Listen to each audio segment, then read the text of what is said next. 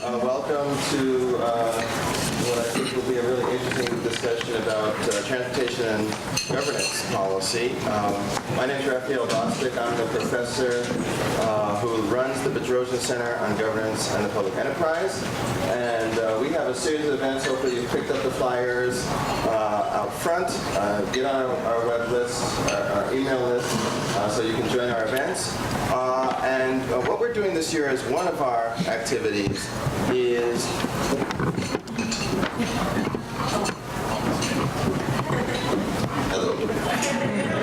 So what we're doing is one of our activities this year is to have a number of joint events with research centers. The idea being many of our research centers are specialists in particular policy areas. Governance, which is what my center is interested in, overlays and interacts with all of them. So we thought it would be good to have some conversations that talk both about the policies and the governance structures in which those policies play out. And today is a really interesting opportunity to do that. I won't say any more, lest I steal some thunder from my co-moderator here today, but I want to introduce Jen Giuliano, who runs our METRANS Center. Jen is a national superstar and a rock star here, and it's a pleasure to have you share this panel and work with you every day. So, Jen. Thank you. Okay. This is kind of awkward. I'll try. My job here is just to kind of introduce the topic, and then once we introduce the topic, we'll get into the real discussion, because I don't know really anything about this topic, so all I can do is introduce it. We have the real experts sitting here.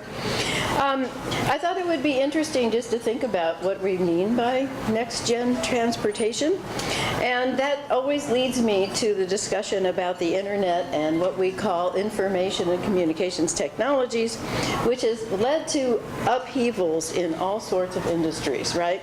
And so those of you who may remember, there was such a thing as a CD, and those hardly don't exist anymore. You all download your music and play it on your iPod or smartphone. Travel agents. Back in the old days, there were travel agents, and they actually made trip reservations for you. And now we do that with Expedia.com or Travelocity or something else, right? So interestingly, the internet and ICT, as we call it, have really led to the creation of all kinds of new products and industries. Some of the examples that you are all very familiar with is all the technology stuff. So the iPad, the smartphone, and all those infinite number of apps, from Angry Birds, which is my grandchildren's favorite, to things like Pinterest. But there's also a lot more examples, and they're actually less obvious. Everybody knows the things I've just talked about. But one of the things that's really interesting are the new products and services that are going on in transportation. These include things like bike sharing programs, various types of car sharing, and new versions of what we would call old services like intercity bus transport. It's kind of useful, I think, to throw out some definitions. You all know, I think, about bike sharing, which is the short-term rental of bicycles either as an individual or a member of some form of club. The bicycles are available at various locations. Your ID, your card of some sort, unlocks the bike and allows the billing of your use, right? And you return the bike typically at your destination. There's a whole bunch of car sharing type services that work approximately the same way. You've got your technology, the ID card, and a huge amount of background information processing that makes all this work, right? So if you think about it, you know, why didn't we have bike sharing 20 years ago, 30 years ago, 10 years ago? The answer is that now, through bike sharing services, we can lock the bikes, right? So all the other programs that were attempted like in the 1970s or 80s actually fell apart because everybody stole the bikes. So now we can actually take care of that issue because we have these electronic devices that allow us to track the bikes. In the same way, we can clear users. So by using this sort of club format or organizational structure, then we know that in the case of car sharing, you have a driver's license, you have not been in an accident, and so on. So all of that reduces risks and liability, right? So there's all these ways in which the technology is reducing the cost of doing things that we might have wanted to do, right, in previous decades, but only now do we actually have the technical capacity to do it.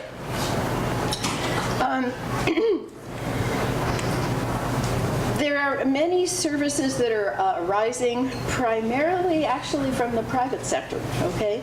Those of us in the transportation field hear all the time about the advances in ITS, Intelligent Transportation Systems, which is largely a government-motivated and government-funded technology development program.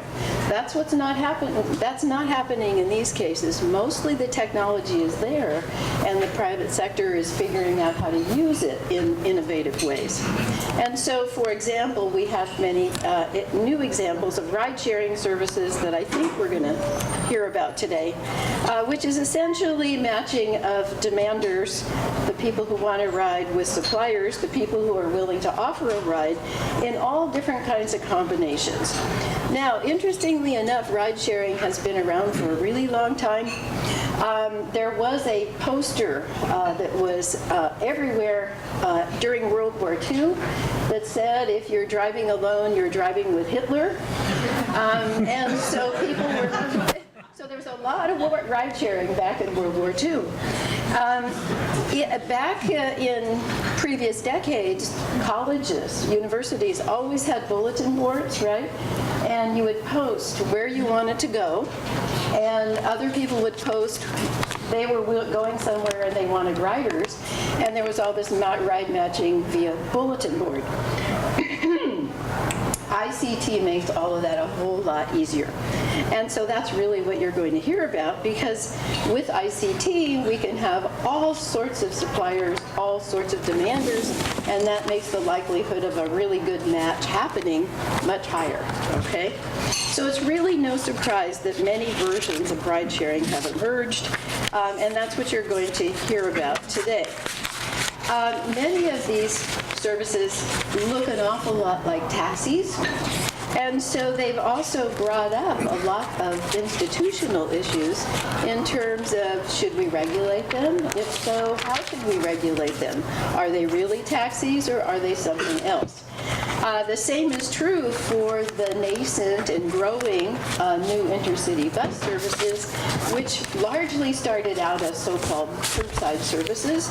And at least in New York City, of course, where there's a huge demand for these services, there's also hardly any curb space.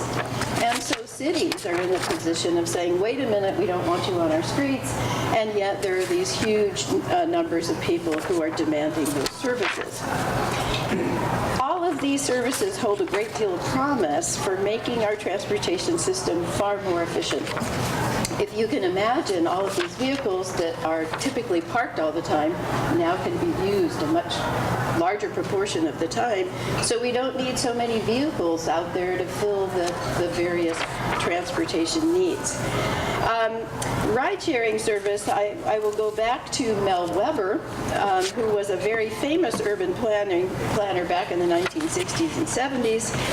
And so about 50 years ago, he said the best way to solve urban congestion is just to put somebody in that empty seat in your private vehicle.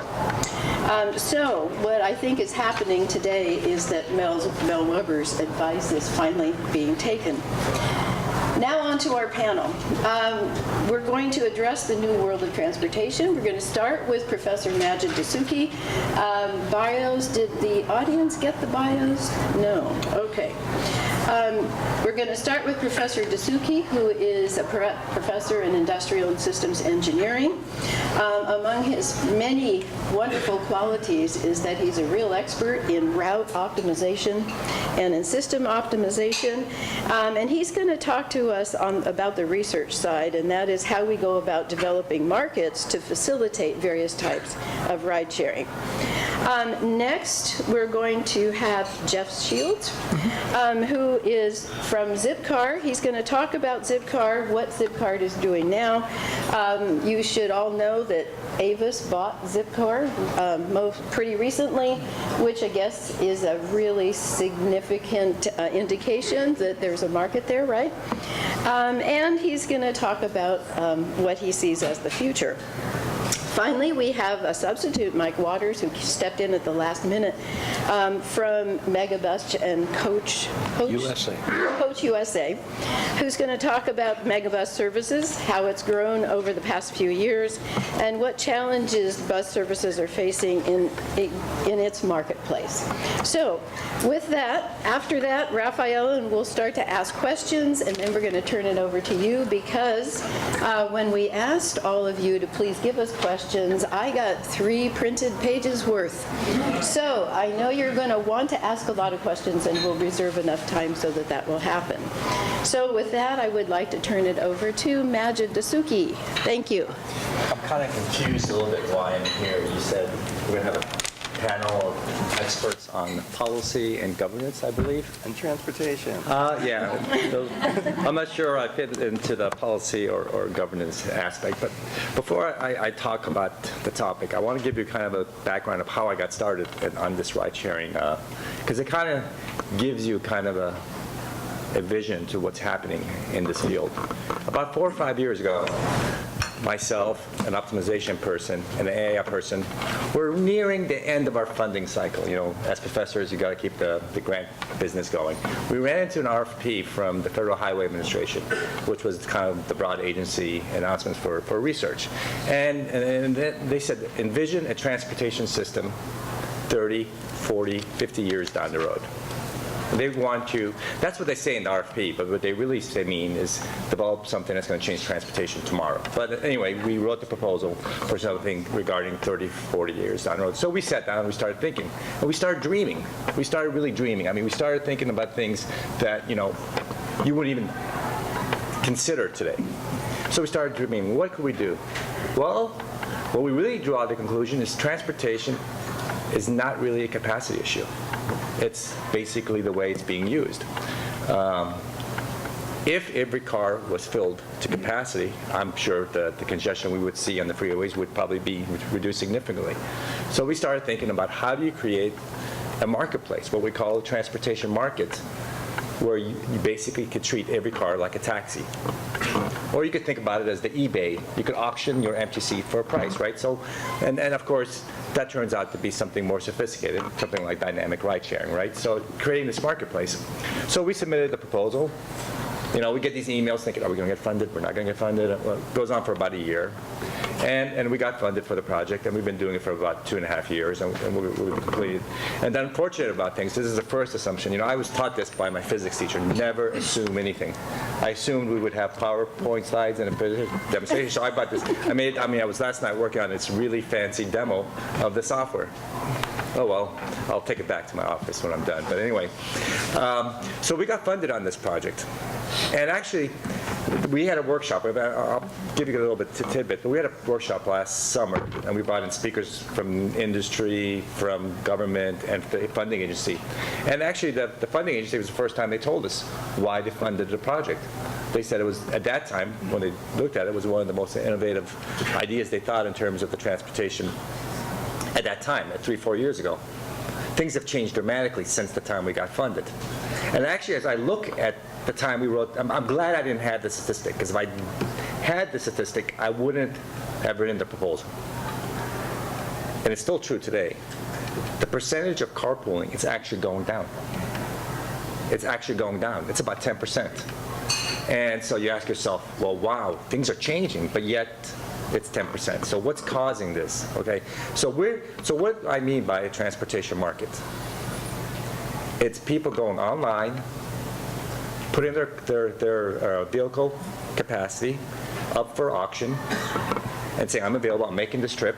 Users, passengers, dial in with their app and say, okay, I'm going from here. And so it's matching between passengers and drivers, creating routes, more than just what the current marketplace is doing, creating the routes for the people, setting the price, and moving on. And I have a demo which shows all this. And that's what the transportation market is.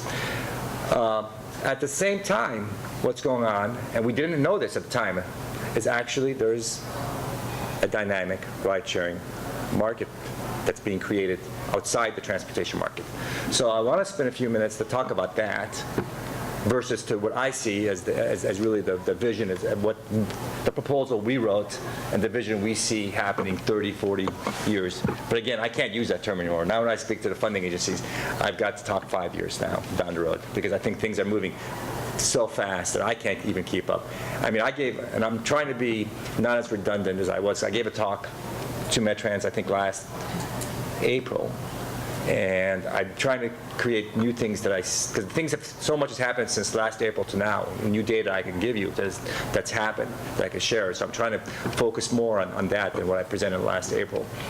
So if you look at what's happening today in that marketplace, I say there's really 3 types of things that are going on. You have the unorganized ride sharing, and that's basically what's called the slugging. And that's happening in 2 main, and that's no agency, no companies involved. And that's happening, I would say, in the Bay Bridge and the Northern Virginia corridor that gets you into it. And what's there's an incentive to carpool, right? Because in Virginia, the carpool lane is 3 people. And you can see pictures. We had the workshop. People gave images. I mean, it's not like the carpool lanes here in Southern California. I could ride the 405, and that carpool lane is, I hate to say it, ain't much different than the one that's next to me. So, but there you can really see a big incentive in the carpool lane in Northern Virginia versus the non-carpool lane. And so what people do is right before they go to work, they'll pull off to this shopping center where people just line up, and someone will pick them up, and they'll drive, and they'll go. And then in Washington, D.C., there's a stop where people stop, and you can see I have a slide that shows images of people just standing there, and they come. So that works pretty well, and it's unorganized, and there's nothing involved, and it seems to be pretty effective. Also, it goes on in Bay Bridge for people to, of course, skip paying for full toll to go across. The unfortunate part about that is that on the way back, there is no toll, right? So, but this actually, though, the reason it works, and this is one of the big themes of the workshop that we had, is that dynamic ride sharing is going to work as long as there's an alternative when there isn't a ride.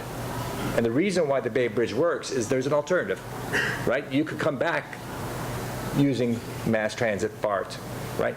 So when you think about dynamic ride sharing, it doesn't have to be the solution for you every day, 5 days a week, for the rest of, for as long as you work. As long as there's alternatives, maybe not that good, but they are feasible alternatives that you're willing to take the risk to do the dynamic ride sharing. So those, I would call the kind of casual, where people do it.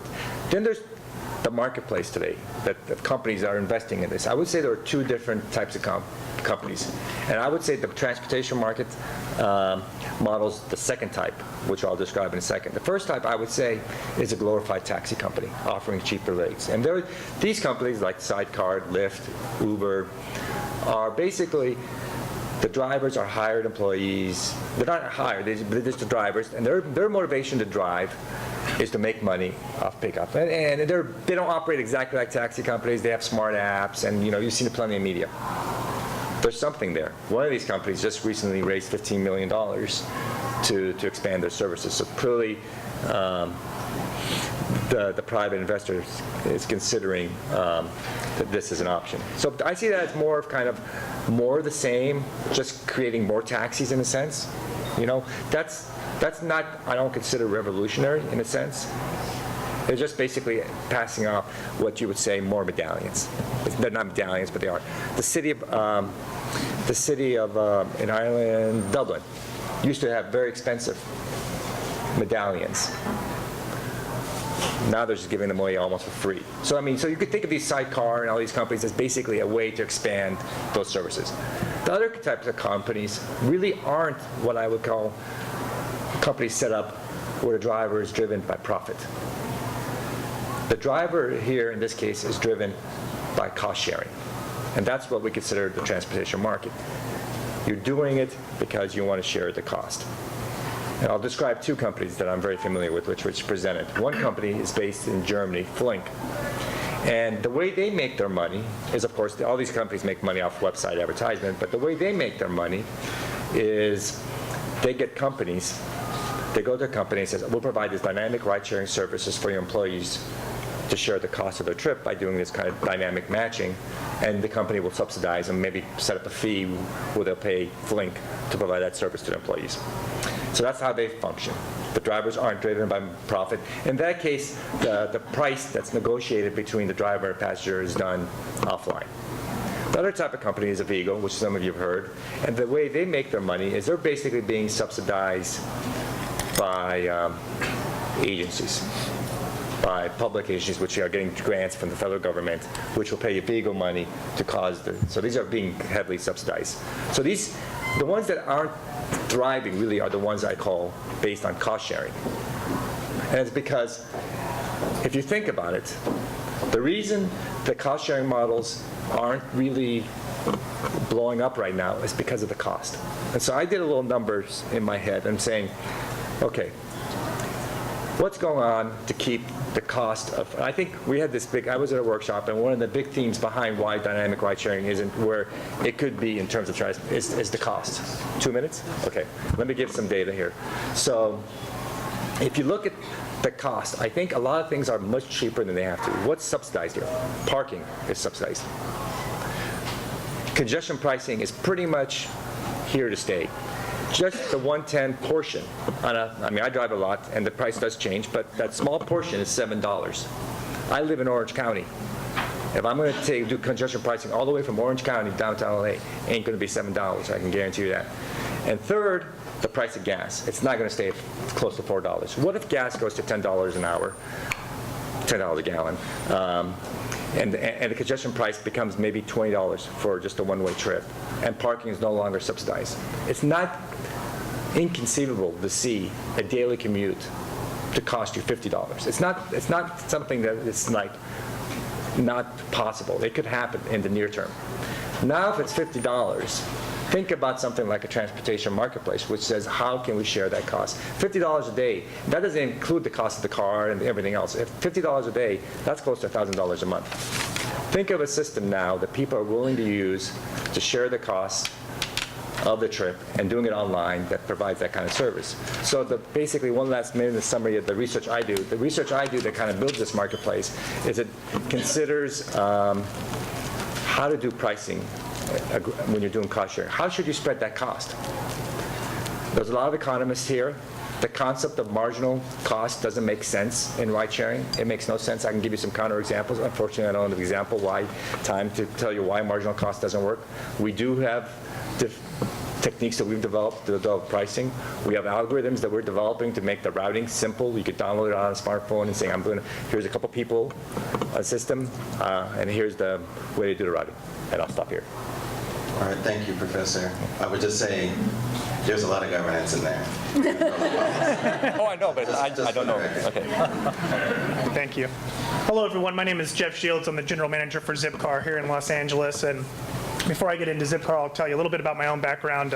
Prior to joining the Zipcar team in 2011, I actually worked for the university for about 6 years in parking and transportation, and played a pretty predominant role in bringing Zipcar, at the time it was FlexCar, to the university, to the campus. So I was a big proponent of the concept, found it to be, very much disruptive to kind of how people looked at mobility. This was back in 2006, brought a couple cars to campus, and when I left in 2011, USC had 30 cars. It was one of the largest Zipcar pods in the country. So I was happy to join the Zipcar team and try this in LA. I mean, a lot of people thought I was crazy, like, why would you leave USC to try car sharing in Los Angeles? It's so car-centric. You don't have the mass transit infrastructure. This isn't going to work. But I just felt like, it's just we're seeing the shift, right? It's technology, I think, meeting mobility, and it's just a different generation, I think, of people who kind of expect on demand, right? You're used to paying a song one at a time. You just go on, you watch a movie. So paying for a car by the hour, which is what you do with Zipcar, is not that strange of a concept. So Zipcar was founded in 2000, really to kind of disrupt the marketplace, and it's basically a membership service, so you have to be a Zipcar member, and we provide our members with access to cars by the hour or day at a rate anywhere from, call it $7 to $12 an hour based on the type of car you're driving, and we pay for the gas and insurance. So it's something that has really caught on over the last few years. I mean, we've seen, obviously, I think Avis is a great example of the fact that it is a viable concept, and it is something that is going to be part of the future in the way we look at, mobility. And as a result, we were acquired by Avis, and it's been great. It's really allowed us to, I think, grow and kind of see our vision in action much sooner than we would have on our own. We've launched like 6 to 8 markets in 2013. We have a lot kind of slated for 2014. So it's a great time to kind of be a part, I think, of this space, because you do have the Ubers and you have the sidecars and you have wheels and you have relay rides, and it's just, I think, it's being driven by the user. I mean, one of the challenges I think we have being in kind of what we would call kind of tech space, but with cars, kind of the end game, is that we have to constantly evolve and constantly meet the demand of our users. And they want faster access. They want to be able to find cars, easier than they did yesterday. So there's this constant kind of evolving that comes with that. But just to speak to a little bit of our growth, we now have 25 major metro markets, including Los Angeles, which again was launched in 2011. We have 800,000 members now globally. So we're finally starting to reach that critical mass from a global membership where we can develop relationships with hotels and with kind of at airports now. We're at 23 airports. So a couple years ago, even when I first joined Zipcar, the idea of having a car at the airport, it didn't make sense. I mean, it had to be where the members were. It had to be in a dense urban environment where it was walkable and bikeable. But now, because so many people, I think, are catching on to this, and it's driven, I think, by a lot of factors, right? I mean, gas price being one, the cost of car ownership, the fact that, I think this generation is probably the most underemployed and in-debt generation, and they're smart. Like, how am I going to spend my money smartly, right? So Zipcar, as a result, is a good way to go. It's like, why do I need to own a car? I don't own anything else. I share everything else. I use Airbnb, and I mean, I say that with all due respect. It's like, it's very smart. Why have the asset when I really only need the car a few hours a week? And, with that behavior shift, what you see is one Zipcar removes the need for 15 personally owned cars. And people ask me, like, how does that work if you're adding more cars? Because people, when they're being charged by the hour, it's a shift in kind of driving behavior. I'm not just going to arbitrarily go out and use the car. I'm now going to plan my day accordingly so that I can use the car for 3 hours, return it on time, and go about my business. So, that I think is kind of where, the kind of magic happens in respect to seeing that taking the cars off the road. As far as kind of plans to expand, again, we're looking to expand every day. I mean, some of the challenges we face is just educating people on car sharing and the fact that you can live in LA without a car. And if you're a 2-car family, you can certainly get rid of 1 car.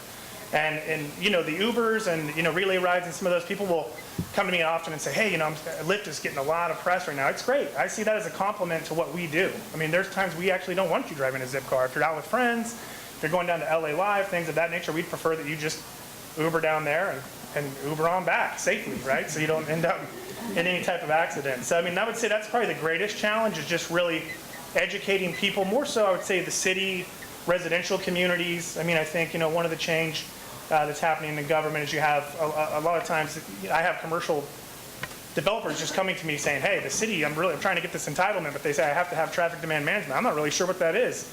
But you guys are Zipcar, you should know what it is. And I'm saying, yeah, absolutely. We can lower your cost. We can reduce parking. We can find a way to build a residential program at your building so we can get people in our cars and not bring in their own car.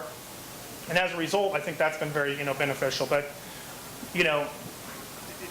the education piece is one thing. But the second piece is, I think, finding strategic partners that understand the vision, right? That understand, and that would be, we partner, again, with cities. We partner with residential communities. We partner with commercial buildings, private garages. I mean, anywhere that we really feel like, again, it's walkable, makes sense to have a car, and we have end users, and we will try to, and growing at the pace of the demand. I mean, so in some ways, I feel like we're victims of our own success, and the fact that people who are hearing about this, and the fact that we now have, 30 plus cars in downtown LA, they're in Glendale saying, hey, we want cars. Pasadena wants cars. So it's just making sure that you grow strategically and, in a way that you have the mass transit infrastructure or other avenues to get people from pod to have viable options outside of Zipcar when it's not available.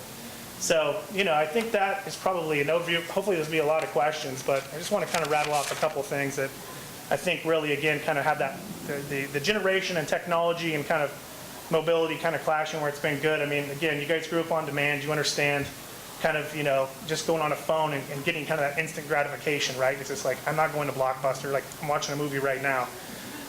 choosing to drive less, we did some studies around millennials. I mean, 18 to 34, 55% are choosing to drive less for one reason or another.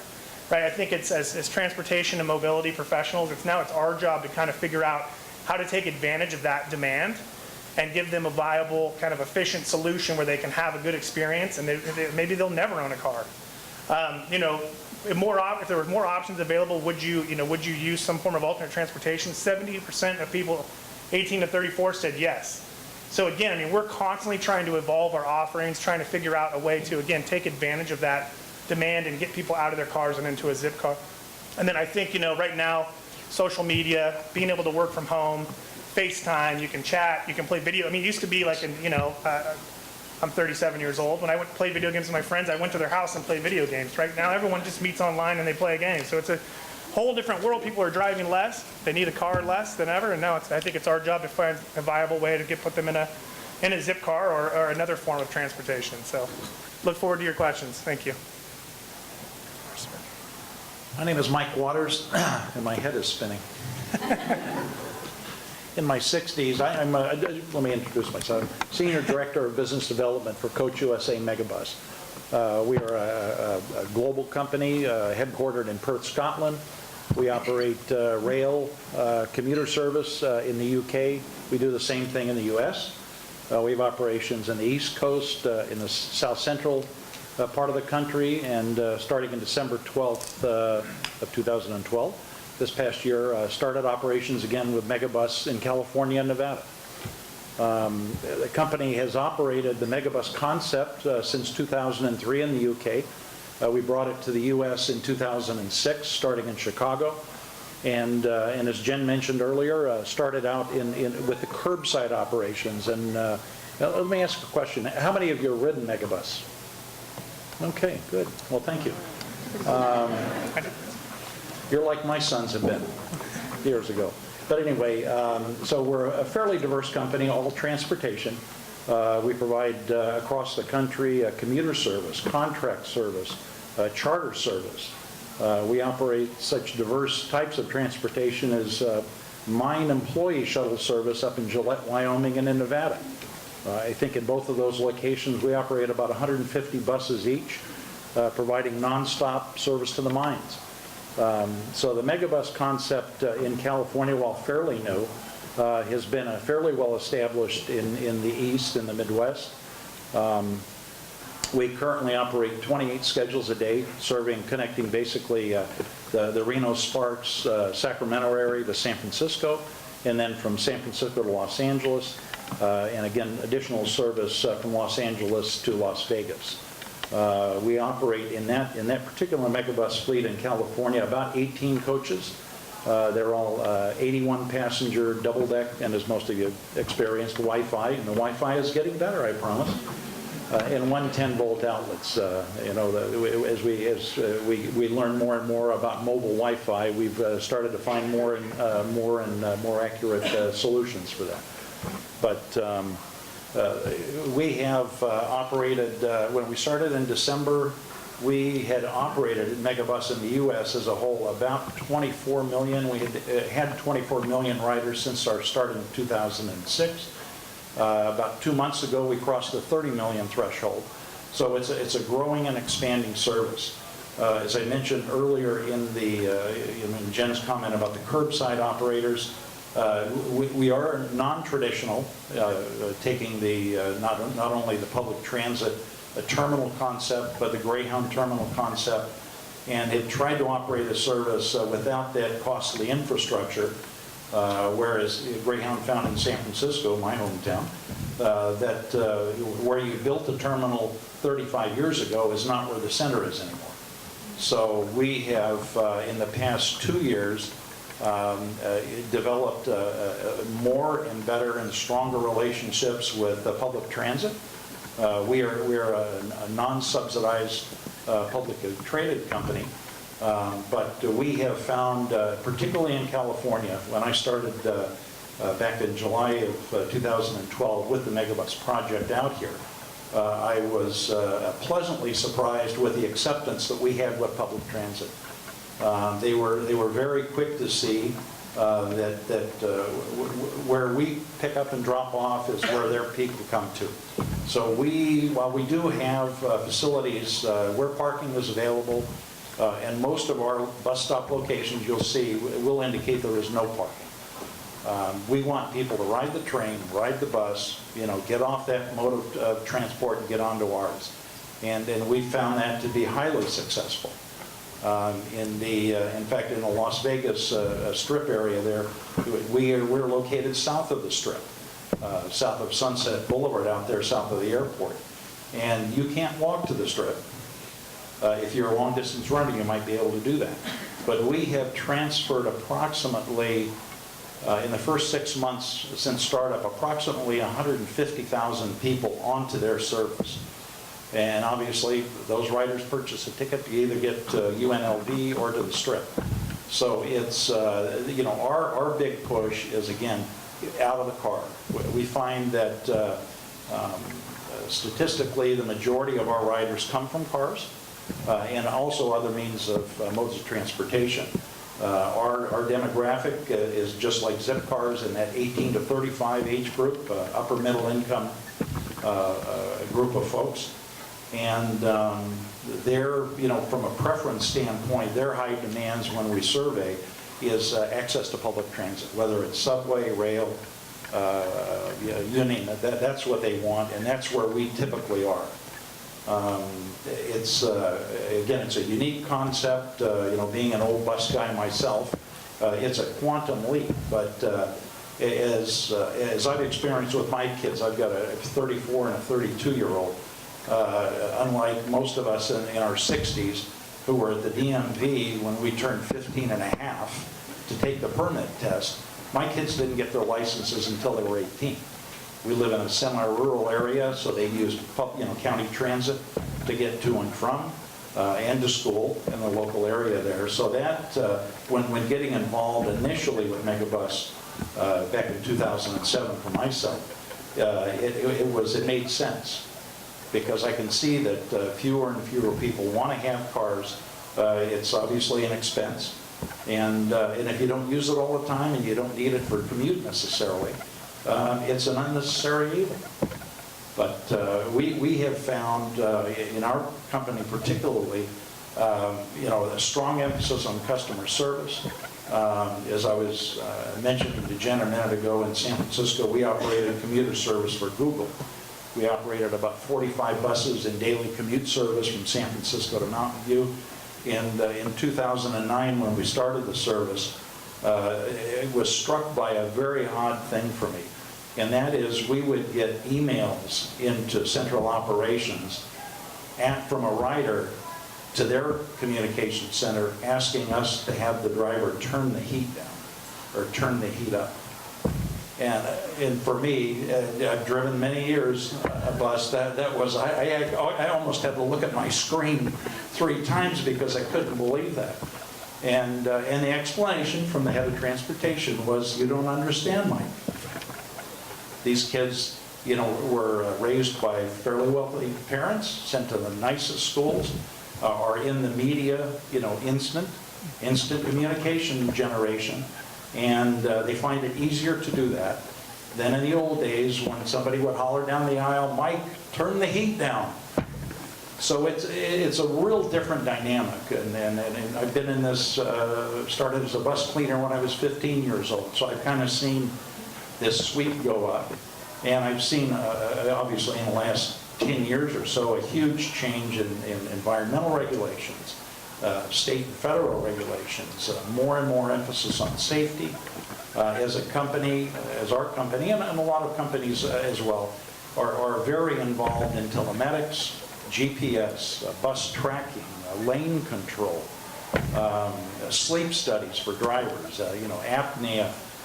We have apnea study programs for employees who have problems or have been diagnosed with sleep apnea. In our case, on all of our overnight runs, we have 2 drivers, because it's not, as I've done it many times myself, it's not safe.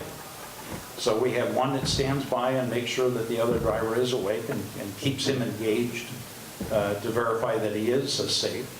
And so these are different concepts for us. So it's a real changing time, and I'm almost afraid to think what transportation is going to be like in the next 30 years or so. So that's all I have. So thank you. Shall we go on to questions and answers? And our moderator is Raphael. Excuse me. We're going to question and answers, but I get to ask some first. So I was struck in all of your conversations about the who, and both of you appeal to a particular demographic. It's 18 to 35, young, mobile, don't have a lot of assets. I wonder if this translates once you start having children. You got to get to the soccer game. You've got to have multiple jobs. Do you think that this is a model that is generalizable throughout the life course, or is this something that fits a slice of the population that there's always going to be a big slice there, so it can be a market, but it has limitations as we move forward? Yeah. This is for both of you. Okay, great. So I didn't, I kind of stuck with 18 to 34, kind of given the audience, but we actually have Zipcar members from 18 to 80. So I mean, we have a really wide range of members. Especially, a lot of them do. Yeah, absolutely. So we're finding, like in LA, I would say, and I can speak to LA because it's the market that I oversee. Probably more, it's a lot of two-car families we're seeing going to one car.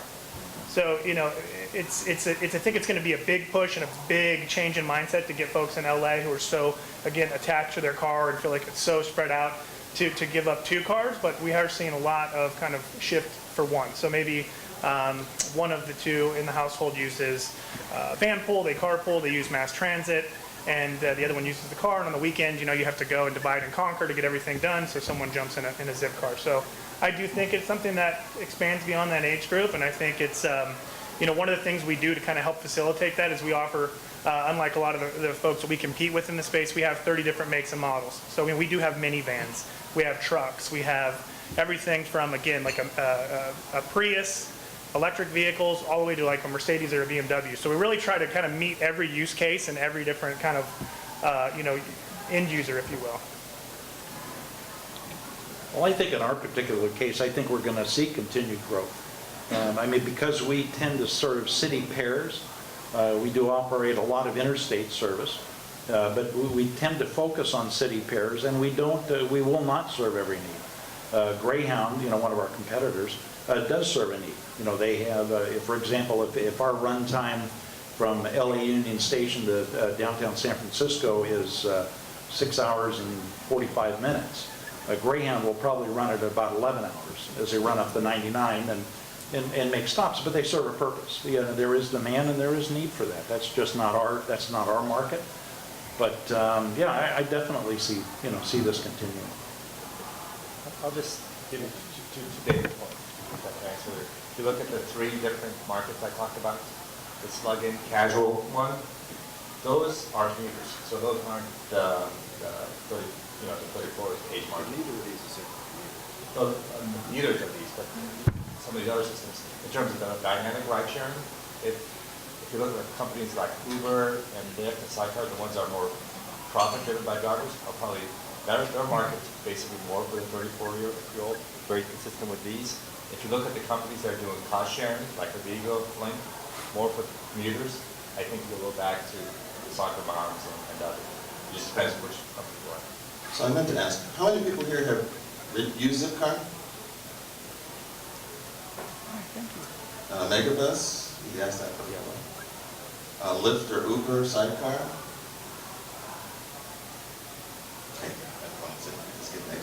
The next question I had was the regulatory environment.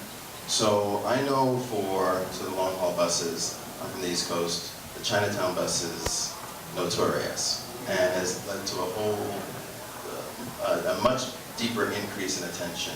And the Zipcar is a little different because you're not a direct competitor to taxi, but the taxi market is going to be one I would imagine is fairly sensitive to what happens there.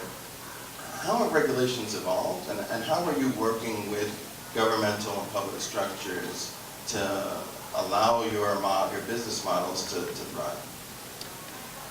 Thank you. Yeah, we haven't run into any issues because we're not a direct competitor of taxis. That would be like your Uber or Sidecar, some of these others. I think Halo is another one that they're actually getting quite a bit of pressure from the city to provide increased kind of certification and insurance and things of that nature. But in my time with Zipcar, and to my knowledge, there hasn't been any struggle. In fact, cities reach out to us in most cases and want to partner in a way to kind of increase, they see us as a last mile solution for transit and things of that nature, and kind of a big piece of the kind of traffic demand management puzzle. Homes finding parking spaces for the vehicles and any of that kind of stuff? I mean, that I think is the day in, kind of day out challenge is, and this includes the city. So the city, they love the idea. They want to put cars on street. You go to remove a meter, you find out how much that meter makes. That's where kind of the magic happens, right? So it's really how badly do you want cars on street?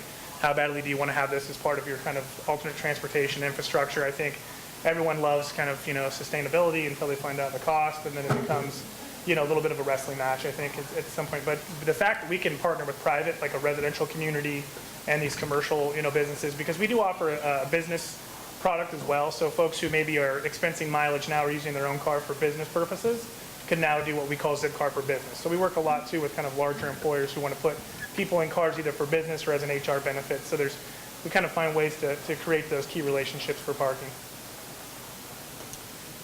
Regulatory. Well, let's see. I left this morning from Temecula. We attended the California Bus Association convention, which was held down there.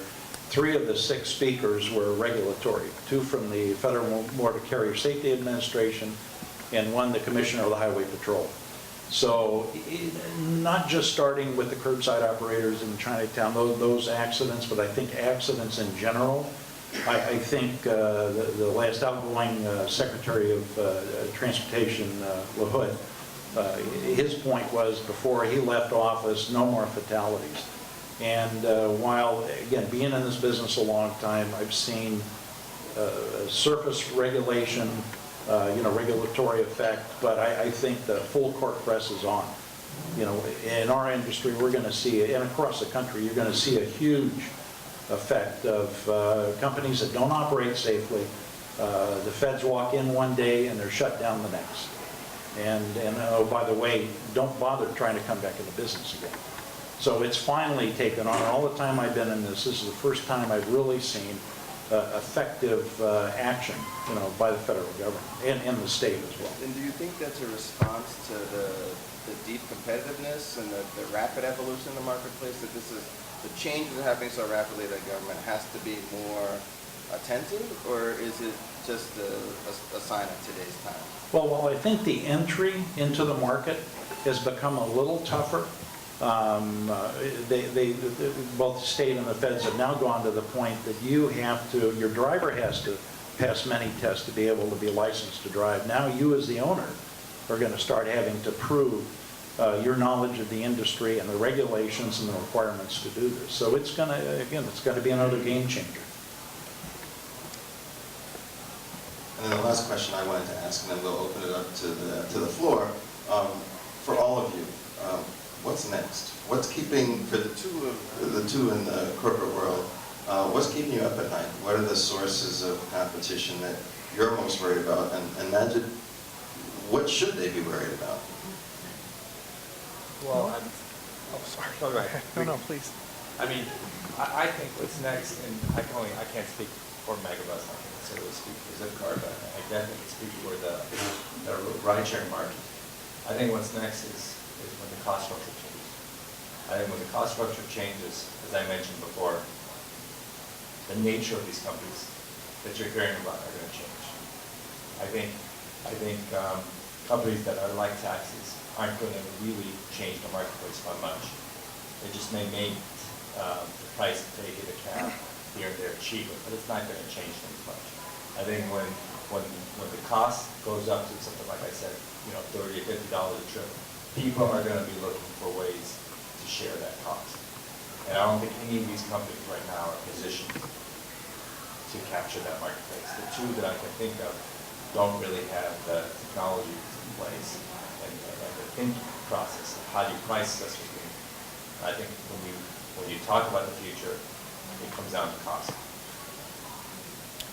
Yeah, I mean, what keeps me up at night? I think, just, I mean, obviously the changing technology, the fact that it's changing every day. I mean, probably as I speak right now, there's something popping up. There's going to be an article tomorrow about the next kind of big, hip, slick, techno way to get from A to B is one. But that's our responsibility, I think, to continue to invest in technology and to continue to innovate and be the category leader, right? So I would say kind of like the more boots on the ground level is the general manager aspect in LA. It's again, finding those key relationships that are going to allow us to continue extending our footprint, continue to educate and acquire more members and really kind of work with the city and work with, whether it be City of Santa Monica, City of LA, City of Pasadena, to partner so that we can get people, again, using Zipcar as a last mile solution, if you will, so that way then they have a little more confidence in transit, that if I get to work, now I have an emergency and I have to get home, I can jump in a Zipcar, or I can use, again, one of these other technologies to do that. So I think it's really just about the continued education of people and the continued infrastructure, I think,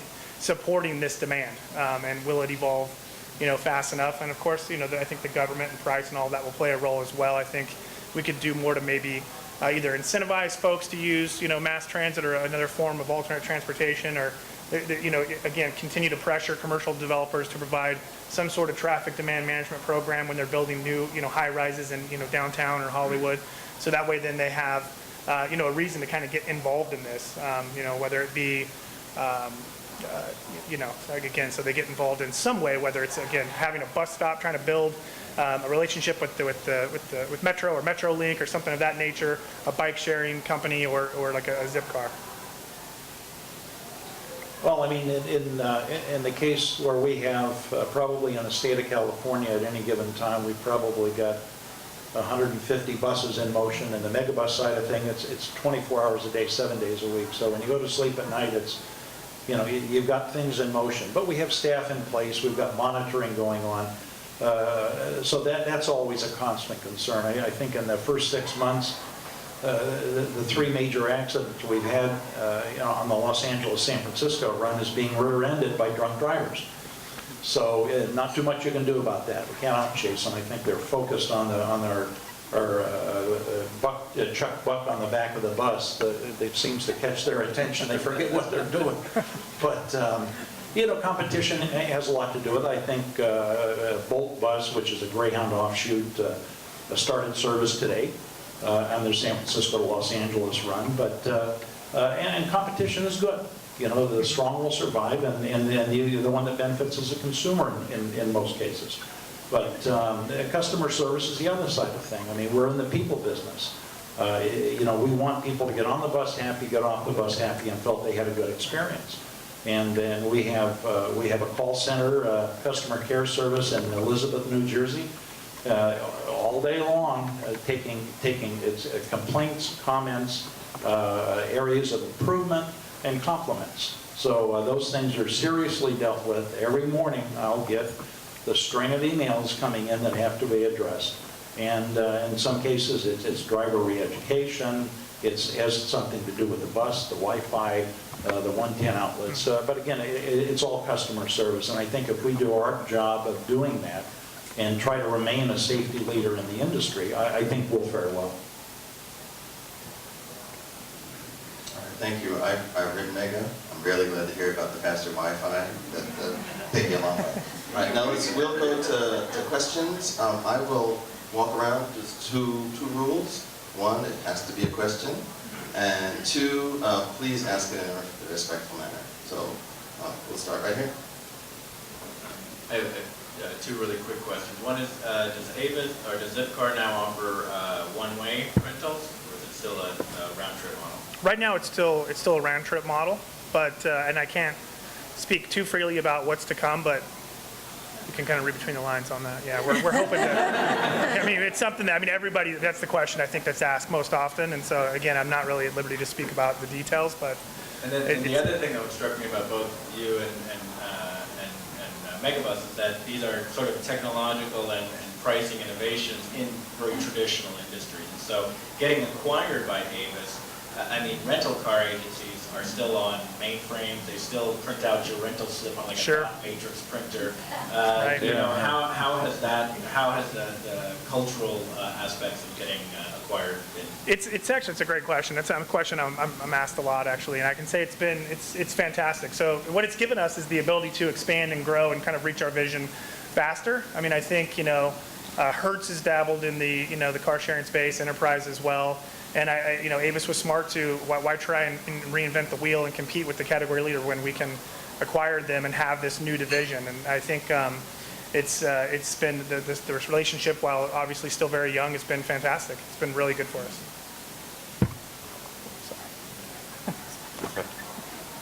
So each of you have agreed that one of the big changes coming, maybe the change in terms of cost, reconciled with the actual cost of driving the vehicle, whether it's parking, using the roads, and so on. What's your forecast? What's going to precipitate that big change? Because that obviously is going to have a very positive impact if those costs can be reconciled for the driver, meaning they're now paying what they're actually costing. I'm trying to understand the question. So how is the cost going to change? No, he's asking what's going to drive the cost. I mean, so we've got the transportation bill. Right. So what's going to fiscal side? Is it going to be what's going to be and what's the short time? Well, some is going to be market driven, right? The cost of gas is going to go up. You got the gas, parking, right? So the parking is the key issue. This is the role where I think companies can really play a big, and we talked a lot about that in the workshop. If the companies basically encourage the people who are doing the ride sharing and subsidize those, but not subsidize others. So you shift, instead of everybody basically getting the subsidy now in parking, you shift the subsidy to the people who are just ride sharing versus those who aren't. And then another one, of course, is the public agencies. Are they going to go to congestion pricing? And that seems to be happening. I mean, that sums it up for us as well. Thank So you. some really big policy decisions that have to come down. Got a question right here. This Rob. Basically, on the laptop, so I probably don't need this while I use it. Follow up to Professor Bostic's question. What creative or revolutionary idea or technology do you think is going to replace Zipcar and Megabus and other services like that in the next decade or two? So predict your demise.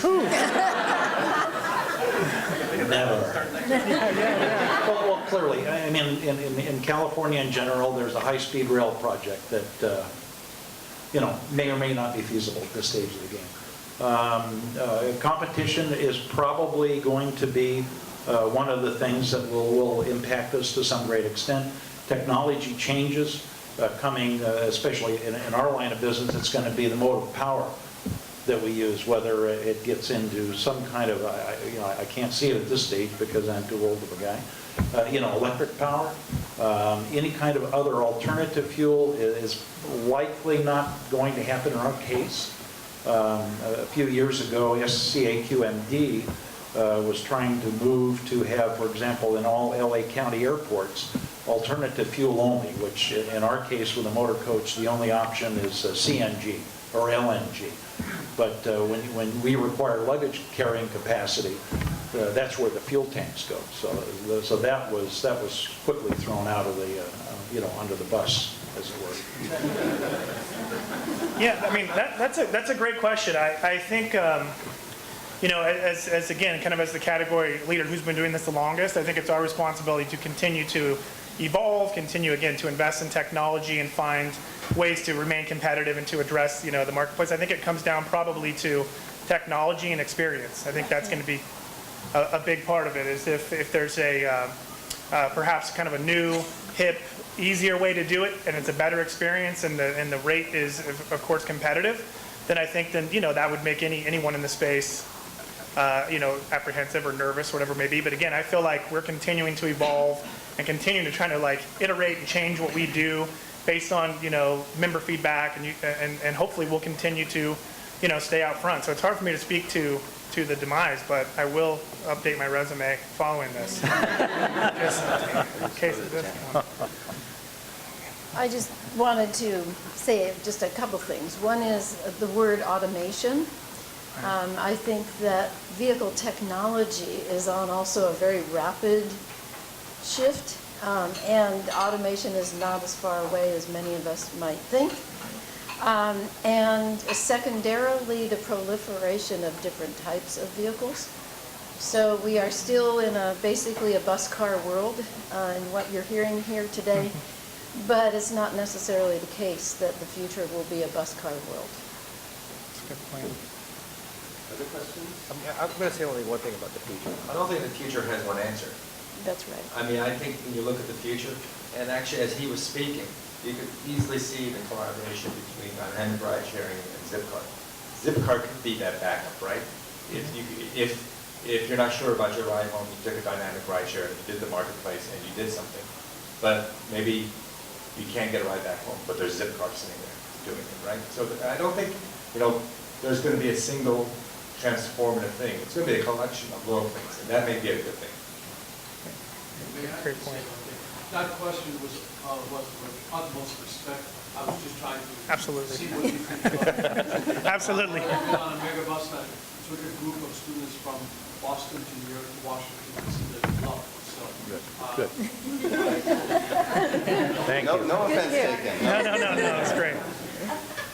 As car share continues to grow, do you see it getting to a point where it starts affecting car industry sales? And if so, how would you go about mediating an unhappy car industry? I think it already has. I think that, that car manufacturers are already seeing kind of that, again, that shift in consumer behavior from millennials and from the 18 to 34 group that aren't buying cars. And so that's made, I think, it easier for us to build relationships with those folks, right? Because, I think the Ford program that we have, you guys that are Zipcar members that drive now with Ford, the fact that you get a lower rate in Ford, that's one of those things where it's a relationship that we've built with Ford, right? So it's good for them, and of course it's good for us, and the end result is that it's $1 off for Zipcar members. So I think we'll continue to foster those types of relationships. Hopefully that answers. Other questions? Before I go to repeats, I know. I was wondering if any of you could comment on the feasibility of something like Car2Go in Los Angeles. If there's a way within our transportation system to support a one-way sort of podless car share program. Yeah, no, I can speak to that. I think, Car2Go, for those of you that don't know, is what they call, it's a one-way floating model, right? So you get in a car, you drive it one way, you park it, you leave it. They only use smart cars.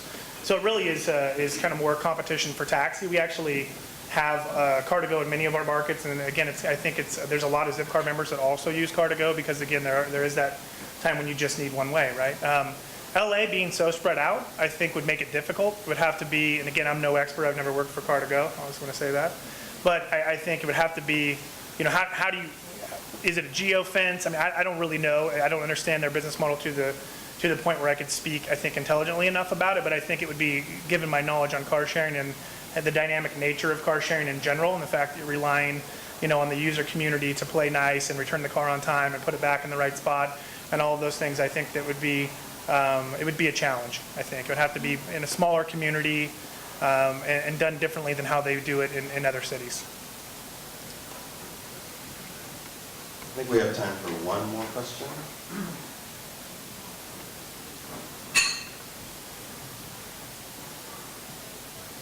Thank you. This is kind of more of an abstract question, but in some other countries, and indeed in LA's own history, normal, urban, everyday transportation has at some point been operated by private companies. In the case of LA, we had jitneys and things like that in the past. Do you think there's any opportunity for the private sector to step in and provide any kind of daily public, what we would today think of as public transportation services in urban areas? So I'll just amend that question. Do you think privates are ever going to be dominant in these markets, or are they always going to share or supplement? And that is both within the city, but also in the longer haul, because you compete with public transportation services. Well, in some areas of the country, we do receive federal funding under the 5311 Rural Highway grant process. But as far as trying to become involved more and more in day-to-day transit service, we do a huge amount of business with New York DOT and New Jersey DOT commuter service into Manhattan. Also in Maryland, we have about 250 buses. We run in contract service with Maryland DOT in the commuter end of things. Taking a much larger role, I don't see. Because we provide in that service in cases where we're funded, we receive funds for the bus, we're limited to use the bus just for that service. We do operate a lot of service that is with our own equipment. So we're able to offer the AM, PM peak service at a reasonable price because after the commute is over in the morning, we run that bus in a charter service, in sightseeing service, and then fill out the end of the day with the return commute service. So it provides the agencies a fair cost of providing service, gives us the opportunity to round out our day when we're operating a piece of equipment that runs about $500,000 a piece.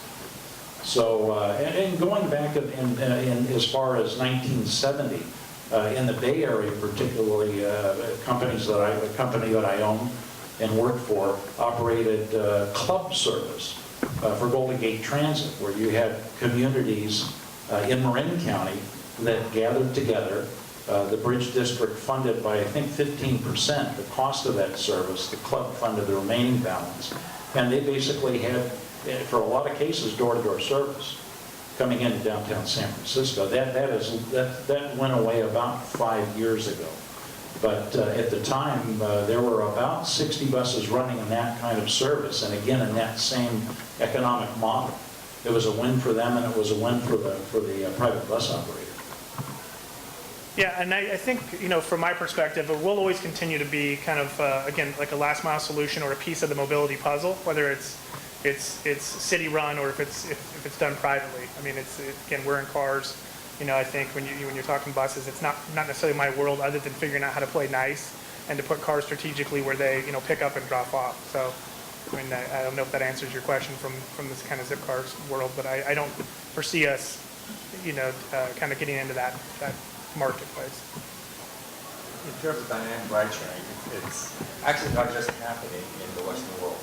I got called in the last 3 months by 2 separate companies in India who are starting up creating dynamic ride sharing companies.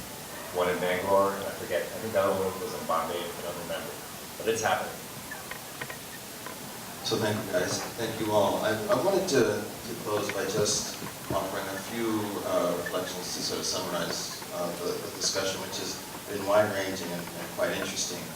The first is, I was struck that all of you talked about the issue of cost, and that how the next generation transportation is really going to be about reducing and minimizing those costs, either the cost for the users in terms of the ride sharing, the dynamic ride sharing, or the cost to the actual provider. So the notion that if you don't have a terminal, that releases costs and allows you to do other things is really important and significant.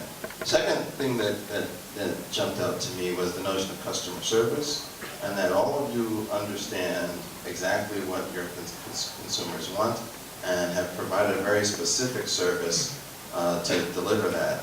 The third is that there was policy all over this conversation about the decisions that need to be made in terms of where subsidies exist.